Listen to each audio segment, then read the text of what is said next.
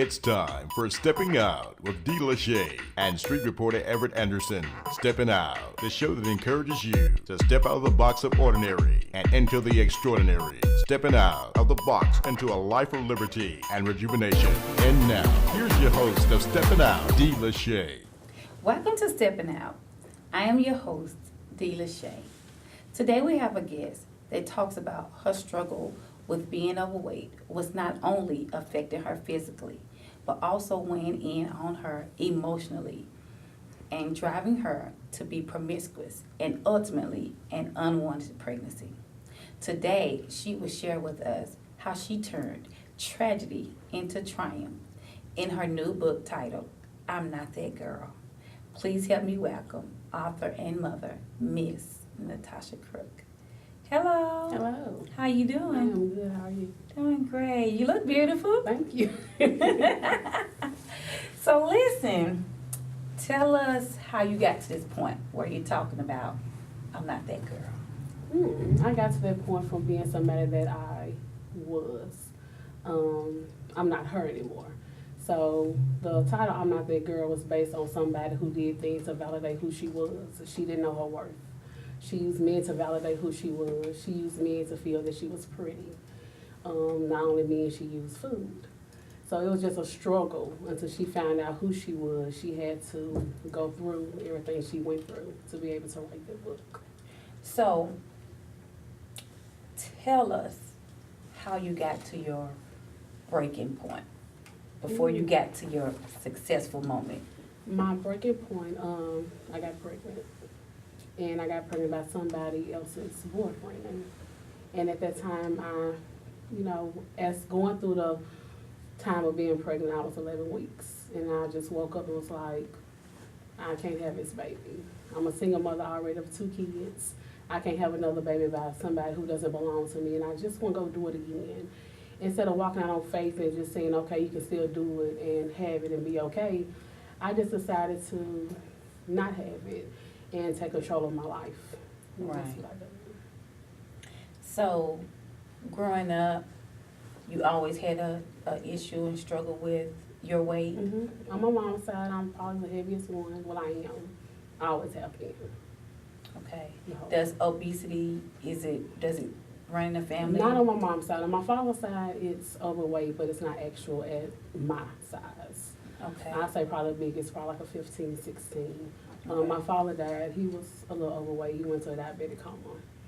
So as a child, did you go out and play a lot? I mean, I Or was very popular. very popular, I was very I was active, popular. right? Inactive, yes. So at what point were you overeating as a kid? I think it was more of stress eating because by me being a kid, I was still that chubby kid. Right, So, you around all your friends and other people, you still that chubby kid. right, So it's kind of like you stood out in a Right. way, but it wasn't a good way. But you smiled because you still had all your friends. Right. Everybody still loved me. It's like, you the chubby kid, but I got the most attention. right. So as a You kid, wasn't bullied or anything? No.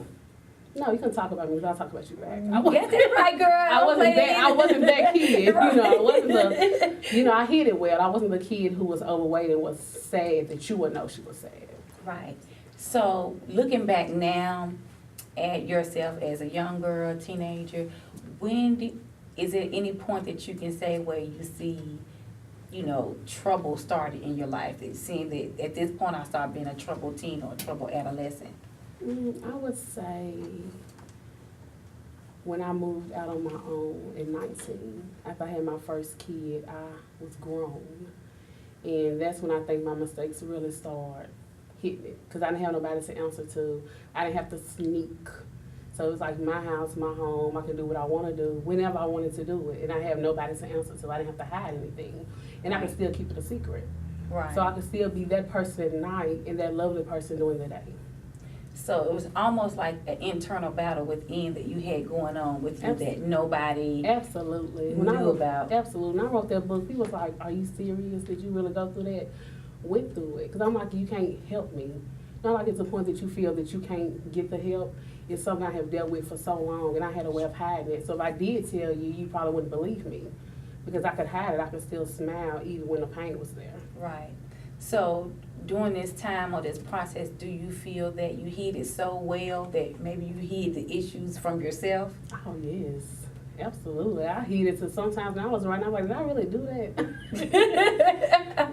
Oh, wow. Did I? But yes, of course. So you talked about, you know, the issue with your struggles. It showed up in overeating. It showed up in being promiscuous. Were you ever in like relationships, or you didn't care about relationships? I really could say I didn't care about relationships. It was always on. When I wanted to be bothered, I wanted to be bothered. And when I didn't want to be bothered, I didn't want to be bothered. Right. So the relationship thing was not my pet peeve. Somebody always in my face. Because even though I went through that, I still was a very affectionate person. Right. So it's kind of like if he had a girlfriend or whoever, I could see him when I wanted to see him. Right. There was no strings attached. So therefore you don't get hurt. It's like you don't get hurt, but at the end you are hurting. Right. But in my ideal mind, it felt okay. It felt, Right. you know, it felt right. It felt right.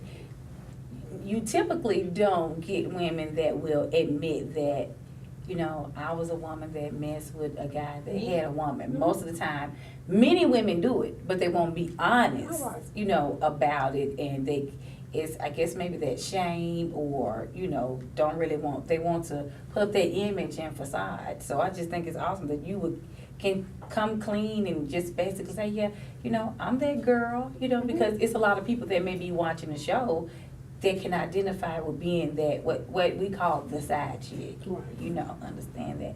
So let me ask you this. When you got to the point where you had your breaking moment, who did you go and talk to, or was it just basically looking at yourself? I talked to God. You know, it's kind of like once you reached it, it was still kind of embarrassment. So it's kind of hard to like call your friend or call her or call whoever to be like, okay, I'm tired, I did this, I'm tired of living this way, blah, blah, blah. So, you know, it's kind of like, I kind of like figured on my own and I started writing. You know, I started writing and I started praying because I still felt like it ain't nothing you can do. Cause like some of my friends done did some of the same things. So it's kind of like, how can I tell you when we have been together doing some of the stuff that I have done? So it was kind of like a self thing. Right. So self-awareness or self-awakening. Do you think the struggle making a transition from going through those situations to getting to the part where you felt victorious, do you think that transition was hard? How did you make that transition? Oh, it was hard. I became celibate. It was very hard. But I just knew it was something I had to do.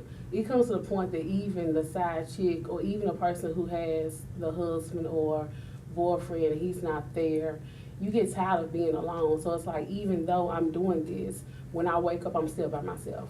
Right. And I still have that void of loneliness, and I still have that void of wanting to be loved. So it's like, if I'm doing this and I'm still feeling the same way, at what point it's like it's enough? Right. So I chose to feel that it was enough. I was over it. I was over feeling lonely. I would rather actually be lonely than lay down with somebody and wake up and still lonely. So I just decided it was enough was enough. So a lot of times with the guys that you were seeing, did you all spend time together, like go out to eat? Or? Some I did. Some was like we was real close, but they still had their situations. And some was just what it was. With no extra conversations. That's just, if I called, they knew why. He knew why I was calling. Were you deep down inside, were you okay with that? Of course not. It's just something you do. It's kind of like a void. It's kind of like that feeling that I needed, even if it only lasts for 2 minutes. It was just like, it was something like I needed. It was kind of like an addiction. Like, I say like drugs or alcohol. It was just something at that moment that I had to have. And once it was done, I was over it. Then weeks may go by, maybe even a month or two. Then it's like the void will come back and it'll come back stronger. Then I will feel it again. Then it just kept going on and on. Did you ever feel like you were out of control? I guess not really, because it felt like I was in control because I made the shots. I wasn't the girl that you could say you used me, even though he got what he wanted necessarily, but I felt like I was causing the shots because it was when I wanted to. Right. It wasn't when you wanted to, because if I didn't want to be bothered, I didn't be bothered. Right. So I guess it was on my terms. Right. So I didn't feel like I was. Right. So do you think that's something that as women or even men that may be in that situation that they deceive themselves to feel like that they're in control and they may not really be in control? Because who don't want to be with that one person? I mean, you couldn't tell me that you don't want to be with that one person, to love that one person with you. It's not who wants to have, multiple. You don't want to live that way. Right. Did your children see any of this going on? No, ma'am. Girl, you were a mastermind. I live by that. That was one thing. She, like my daughter hasn't got to read the book. She knows some of the things I wrote about, what I wrote about for the book, but she hasn't got to read it. She's not at the age appropriate to me yet. Right. But I'm real because I promote self-worth, so I don't want her to follow my footsteps. And that's another reason why, I was like, okay, enough is enough. Right. Because even though I'm very slick, right. It don't take time for something to unravel, and right. because kids are smarter than we was when we was younger. Yes, ma'am. So that's why I promote self-worth, and right. I changed. All right. Well, thank you. Yeah. We'll be back, continuing our conversation with Miss Crook after these messages. Partygoers Catering, a taste you can't forget for breakfast, lunch, or dinner. We provide exquisite entrees, hors d'oeuvres, and desserts, beautifully designed to make your event successful and unforgettable. We'll handle the details and add a touch of elegance to your next wedding, corporate event, graduation, or special occasion.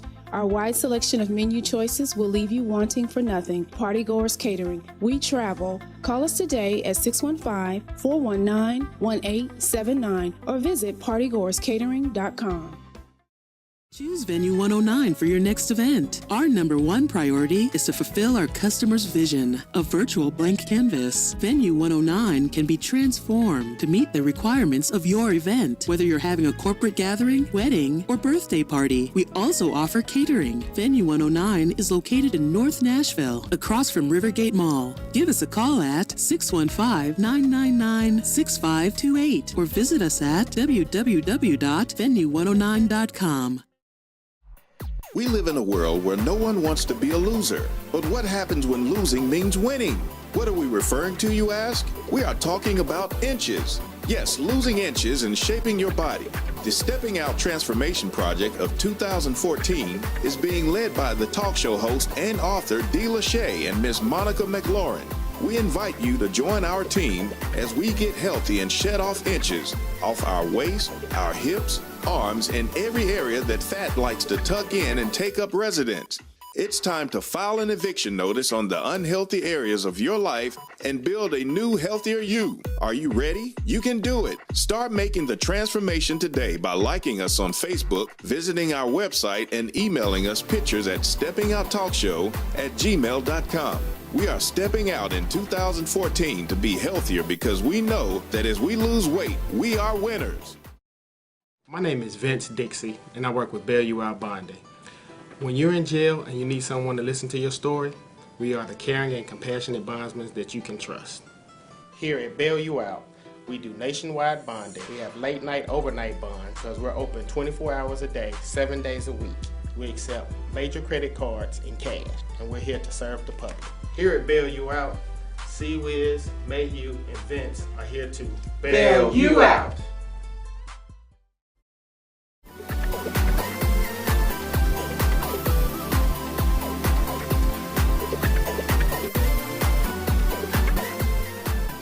Welcome back to Steppin' Out. We are continuing our conversation with Ms. Crook as she talks about going from tragedy to triumph.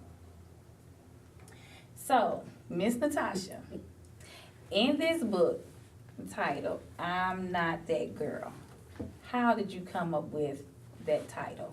And what does it mean to you? The title, I was sitting at work actually, and I was writing down different titles. And I was like, and I just came up with so many different ones. And then it just said, I'm not that girl. And I was like, when I was writing my book, I had already put that sentence in my book. So I was like, that's the title, I'm not that girl. And I could relate to it. And I just love the title. I even made a shirt for the title because it's like, I'm not that girl, I'm not her. I'm not the girl who need a man for validation. I'm not that girl who's depressed. I'm not that girl who's stressed out. I'm not fearful. I'm just not her. Anything that I wrote about, I'm no longer her. I broke all obstacles. Besides the weight, that's the second stronghold. I got fixed that one first. So when I say I'm not that girl, it's just everything that you are not no more. There's anybody. It's just like when you say about your past, you're not her. Right. So I chose that title because every woman who has been through something can relate. Right. On who they are now and not who they used to be. So you can say who I used to be, but I'm not her now. Right. So anything you say is kind of like null and void. So what are your hopes for this book? It was more like my therapy. I hope it touched somebody else because regardless of who you are or how you look, if you're overweight, if you're too short, you have to know who you are. And you have to know your worth. And if you know that, you won't make the same mistakes that I made. Right. So I wrote the book and shared it for people who won't walk down the same path that I walked down. And take the time to talk to somebody if they feel that they need to. So do you think it's important for a person to know their worth? Absolutely. If you don't know your worth as far as personal reasons, you're not going to know your worth as far as your job, how to take care of your husband or your wife, just anything. You have to know who you are. Right. First. Do you feel this book could be a study, even a study guide or tutorial for young girls that may be at risk? I would think their mom should read it first because I did. It's uncut versions in that book. I would say, well, kids these days is a little more mature. Right. But I say at least 15. At least 15? At least 15. All right. Do you think that it could really help young girls that may be struggling with some of the issues that you talk about, obesity and being promiscuous and things like that? Especially with any of them who have low self-esteem. I think it's a book because mine was my weight. It doesn't mean it's going to be somebody else's weight. It's not narrowed down for everybody who is obese or plus size. It's for anybody who just don't feel like they are part to anybody else or they don't Their look like weight their could be peers. something else. It may not be Right. physical weight, Yeah. but it could be something else weighing them down. It could be anything, you know, their childhood, how they grow up. You never know. Like I didn't go through the molestation, and I still turned to men. Right. You know, I wasn't, my father passed when I was in 8th grade, but I had a father figure. But I Right. still turned to men. Right. So, everyone who turns to men don't always take that path Right. of molestation or being raped. Right. Some is just still that comfort, and that's what I use for my comfort. Right. So, how are you doing today? I am good. I'm on the health journey now. Okay. Like right now. Like the next right 10 minutes, now. I can't talk about 5 minutes from now. Right now. But I'm good. I know who I am, and I walk boldly, and I Right. love me from the top to the bottom. Right.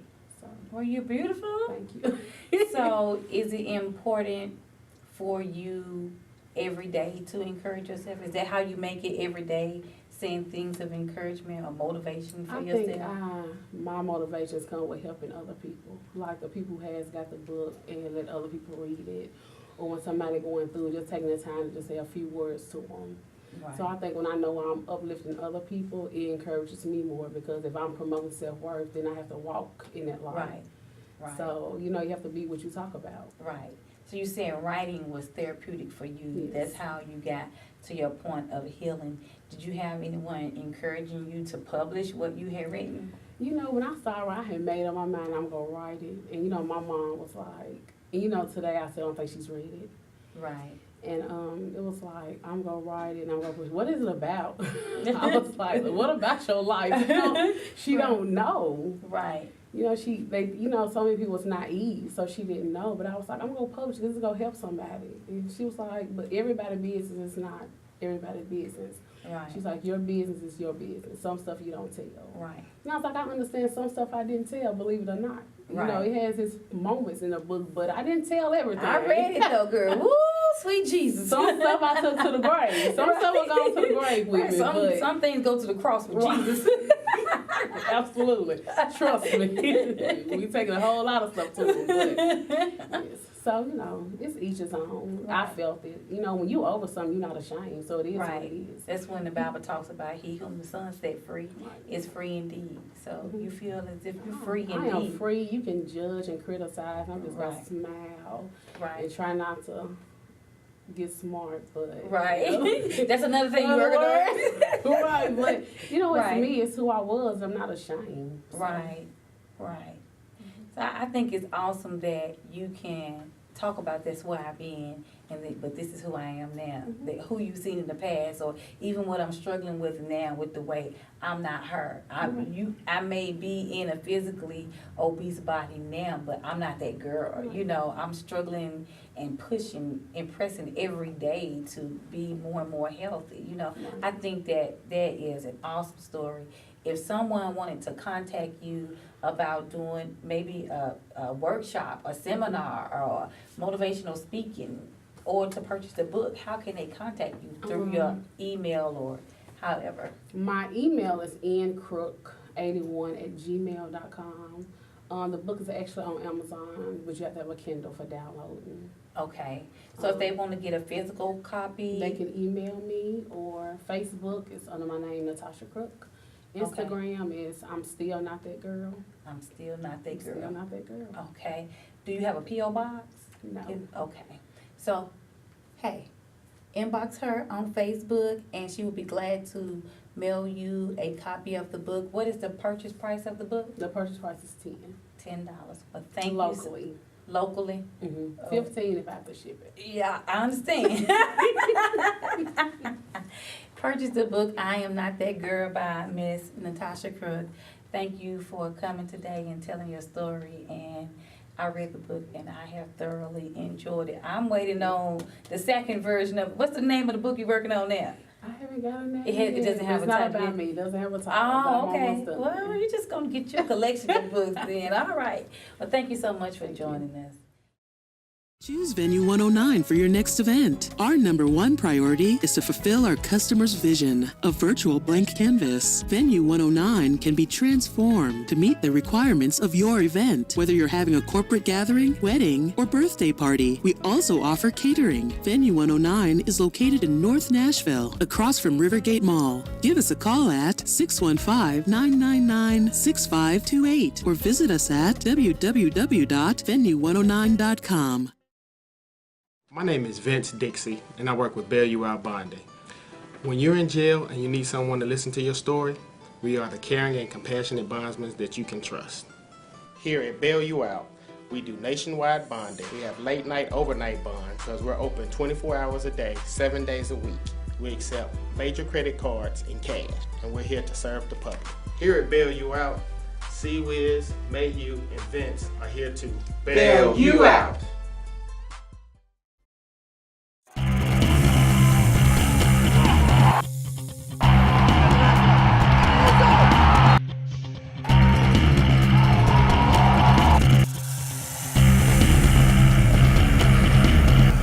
The Venom were proud to bring indoor football back to Nashville, but that's not all. The Venom also brought the championship to town.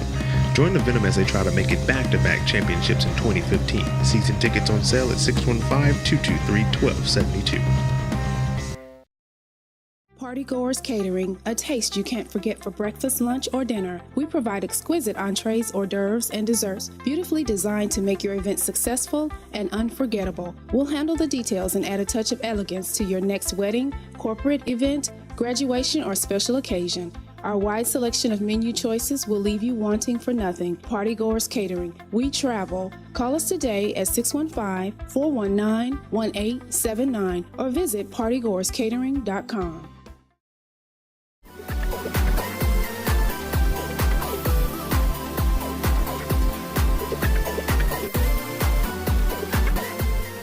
Thank you for tuning in to Steppin Out. We have thoroughly enjoyed our conversation with Miss Natasha Crook. If you are someone that may be struggling with the internal battle within, please know that you can go from tragedy to triumph. Until next time, this is DLASHAY, and this is Steppin Out.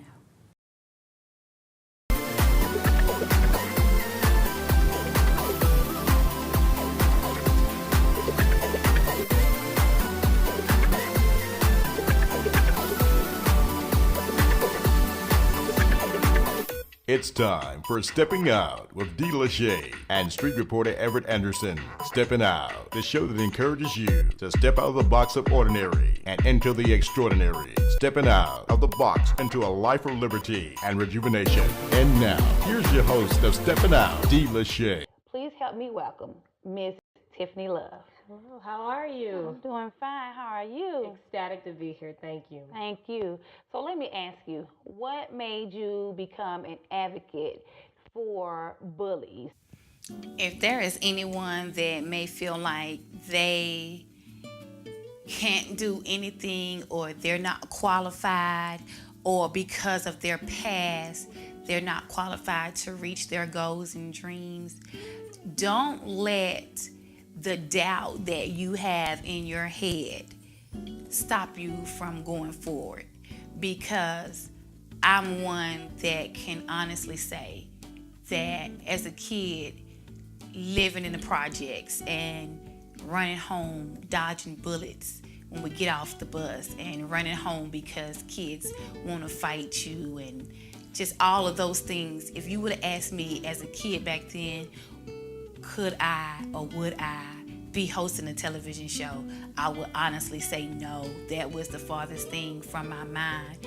But I am here to say, if there's anybody that looks at themselves and say that don't feel like that they're worthy, don't feel like they're qualified, don't feel as if they're smart enough, or that they have done too much in their life to be able to have something good happen for them, or it's too much that has happened for you to pursue your goals and dreams. That's not true. Your biggest enemy is not people around you that's fighting against you or don't want you to have something. Your biggest enemy is yourself, your thought process. It's the things that you tell yourself. It's the things that you think about yourself.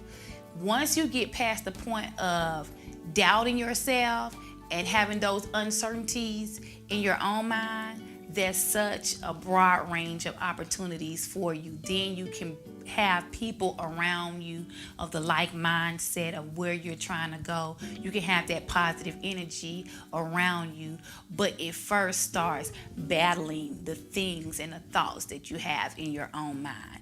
It's time for Stepping Out with DLASHAY and street reporter Everett Anderson. Steppin' Out, the show that encourages you to step out of the box of ordinary and into the extraordinary. Stepping out of the box into a life of liberty and rejuvenation. Outro 5.